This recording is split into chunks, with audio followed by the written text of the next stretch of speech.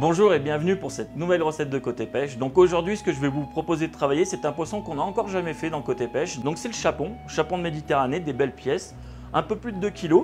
Donc on va le faire avec une recette traditionnelle à la grenobloise. Pour ceux qui connaissent, donc c'est souvent la truite à la grenobloise. Comme on est sur la saison, vous savez, le printemps arrive, les asperges sont là, donc on va le faire aux asperges. Pour passer du classicisme à la modernité, j'ai pris un petit peu d'aneth pour apporter une petite touche un petit peu différente. Et ce que je vous propose, c'est de démarrer la recette. Donc on va mettre de l'eau à bouillir, comme ça on va commencer nos légumes. Une fois que tout cela sera fait, on attaquera notre poisson directement. Donc les asperges, on en a déjà fait dans Côté Pêche. Simplement les éplucher, on n'appuie pas trop sur le rasoir.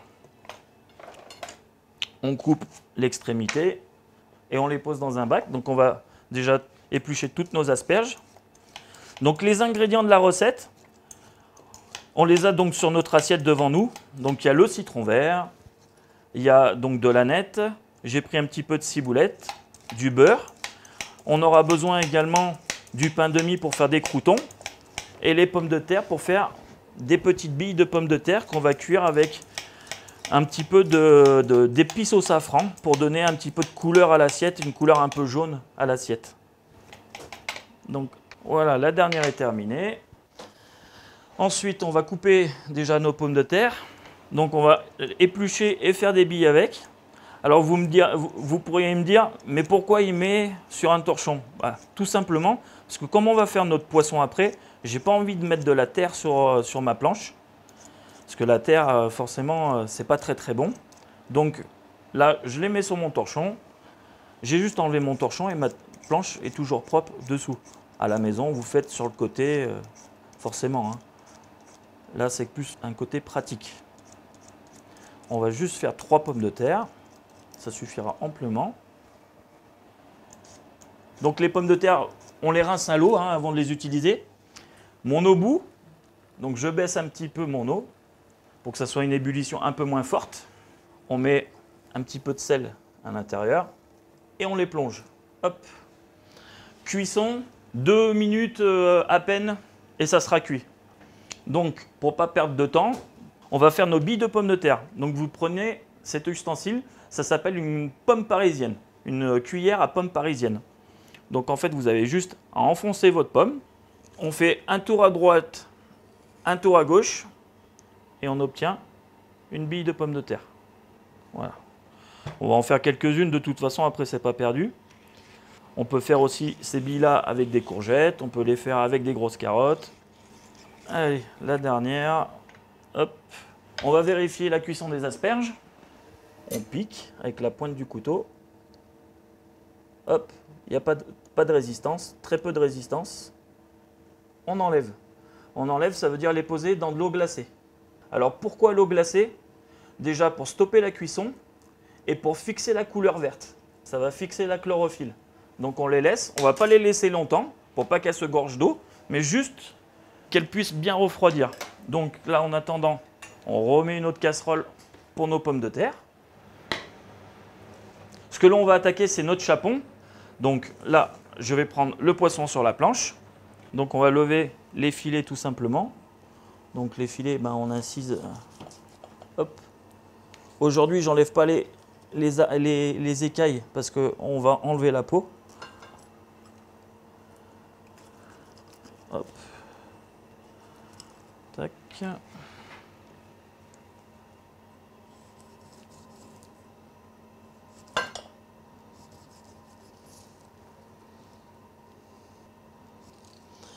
Donc comme d'habitude, on essaye de prendre au plus près de l'arête centrale. Hop, on passe derrière. Voilà. On enlève. On passe dessous. Hop. Le premier filet est ici. Donc l'au bout, alors je prends mon mélange d'épices et safran. Donc si vous avez de la chance d'avoir que du safran, ne mettez que du safran. Donc on en met voilà, un petit peu, on met un petit peu de sel pour saler un petit peu nos pommes de terre.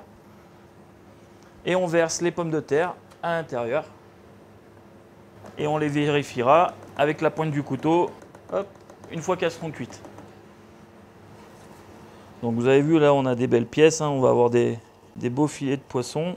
N'oubliez pas de garder les arêtes pour faire ou un fumet ou une soupe.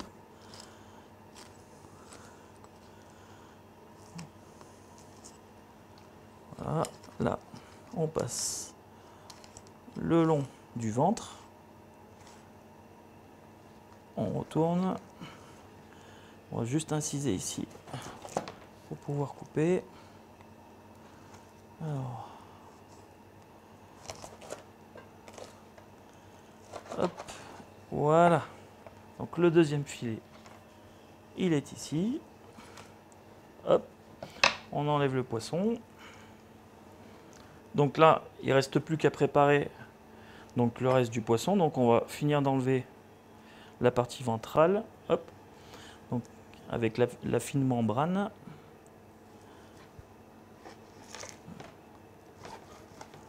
Là, hop, on enlève ça. Donc une fois qu'on a fait ça, on va prendre un couteau un petit peu plus fin pour lever la peau. Donc on part du bas, on incise, on passe sous la peau, on vérifie qu'on est bien sur la peau, on prend entre les doigts et on fait glisser notre couteau légèrement incurvé vers la planche. Mais comme la peau est épaisse, la peau ne se coupe pas et elle s'enlève. Vous voyez, il n'y a plus rien. Voilà. Et donc ça nous fait un filet tout lisse de l'autre côté. Donc je prends du papier film. Alors tout simplement, on prend une cinquantaine de centimètres. On coupe. On pose notre poisson sur le dessus. On met un tout petit peu de sel sur les deux côtés. Vraiment un tout petit peu. Hein. Faut pas trop le saler non plus. On prend un ustensile qui s'appelle un microplane. Donc les citrons verts qu'on va utiliser, on va déjà récupérer les zestes. Alors vous voyez, on va zester sur le dessus, zester sur le dessous. Comme ça on ne perd rien, ni du citron, ni de la chair. Et ça va donner du goût au poisson en plus.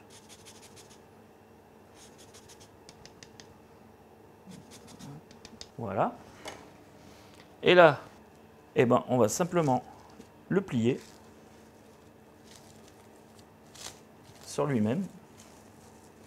Hop. Cette partie-là, on la replie. On rabat. On prend notre sac sous vide qui est ici. On met tout simplement nos poissons à l'intérieur.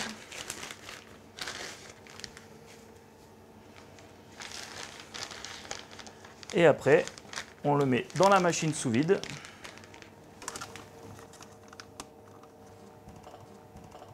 Donc la machine sous vide va enlever l'air, sceller le plastique et après on n'aura plus qu'à le mettre en cuisson.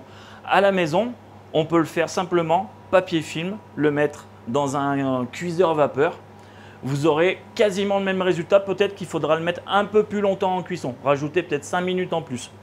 Tout en sachant qu'il faut garder le poisson entre 38 degrés et 42 degrés à cœur, pour pas qu'il soit trop cuit. Donc là, le sous-vide est fait. Donc j'éteins ma machine. Donc vous voyez là, l'air a bien été tout expulsé.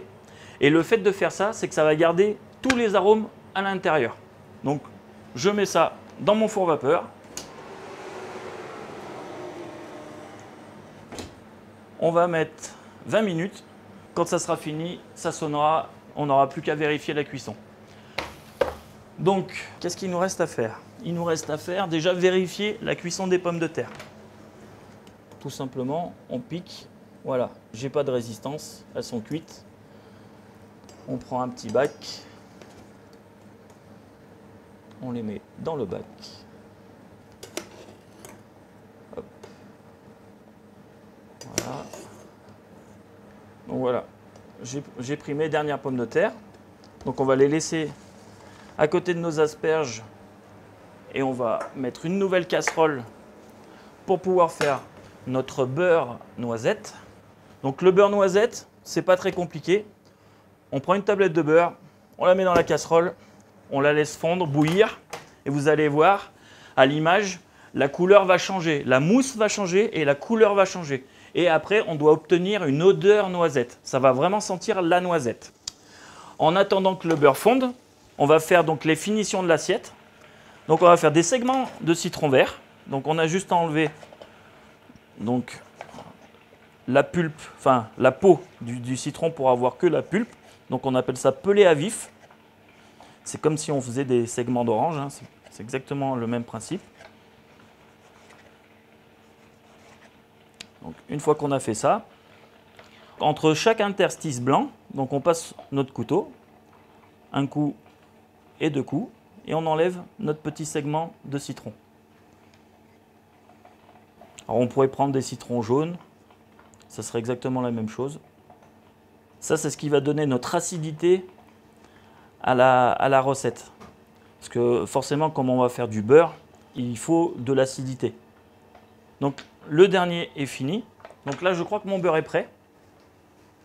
Donc comment on vérifie que le beurre est prêt? Donc on vérifie déjà l'odeur, la couleur de la mousse, qui est une couleur un peu café, et on le passe pour couper la cuisson. Et là, il doit avoir une couleur noisette torréfiée. Et ce qu'il faut enlever, c'est ce petit dépôt noir qu'on a. Et le deuxième passage, c'est de refaire la même opération.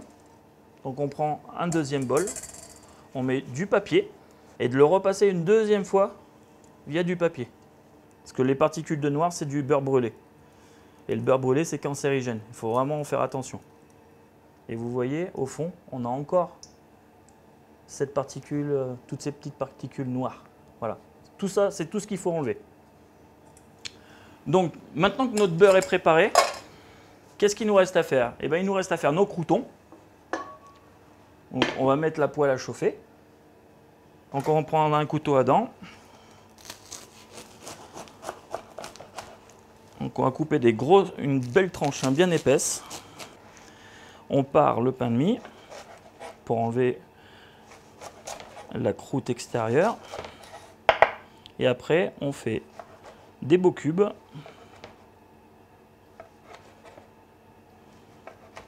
Réguliers.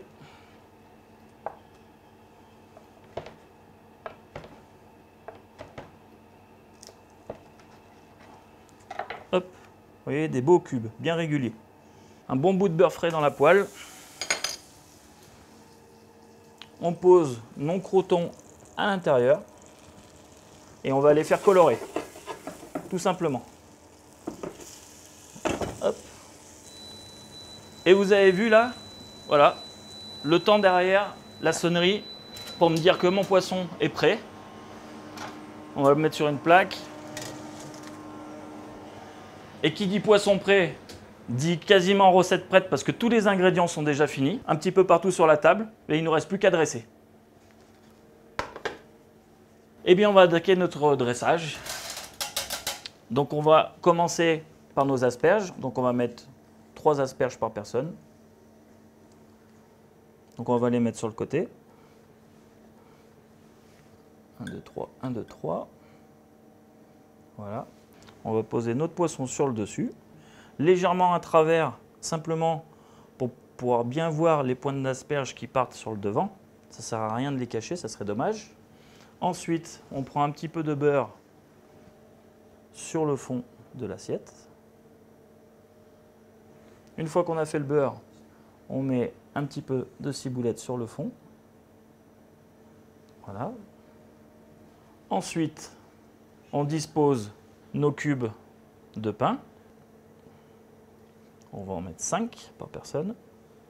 Vous voyez, on essaye de faire quelque chose de graphique, que si vous invitez quelqu'un à la maison, la personne puisse dire « Waouh, ton assiette est bien dressée ». Voilà, simple, bon, efficace. Ensuite, on prend notre pomme de terre. On prend un tout petit peu, voilà, on saupoudre avec la nette. Voilà, on saupoudre. Et on pose à côté de chaque morceau de pain une petite bille de pommes de terre. Vous voyez, ça apporte de la couleur. Du jaune, on a du jaune, on a du vert. Voilà, quelque chose d'assez coloré. Hop, on fait une ligne. La même chose de l'autre côté. Voilà. Il nous reste à mettre les segments de citron. Donc les segments, on va les mettre sur le poisson. Voilà, on va en mettre 3 par personne. Et la chose que je ne vous ai pas montrée, mais qui sera expliquée dans la version papier, parce que je pense que c'est très simple à faire, c'est qu'on va rajouter, pour finir l'assiette, c'est des capres frits, parce qu'à la grenobloise, il y a des capres. Les capres frits, de l'huile, on verse nos capres dans l'huile, quand ils deviennent croustillants, on les enlève. On ne rajoute pas de sel parce qu'ils sont déjà saumurés. Donc on en prend, voilà, tout simplement, un petit peu, quelques-uns, et on les pose, voilà, sur le poisson. Ça va donner un petit croustillant et aussi du sel, parce que c'est salé, voilà. Hop.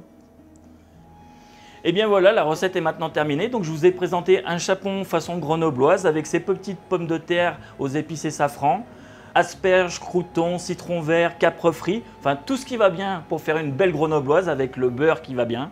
Quant à moi, je voulais faire un beau clin d'œil à Sylvain parce que c'est quand même lui qui a pêché le poisson. Certes, il voulait le manger, ne t'inquiète pas, nous mangerons les assiettes pour toi, ça nous fera très plaisir de pouvoir les déguster. Et puis quant à moi, je vous donne rendez-vous dans une prochaine recette sur un prochain numéro.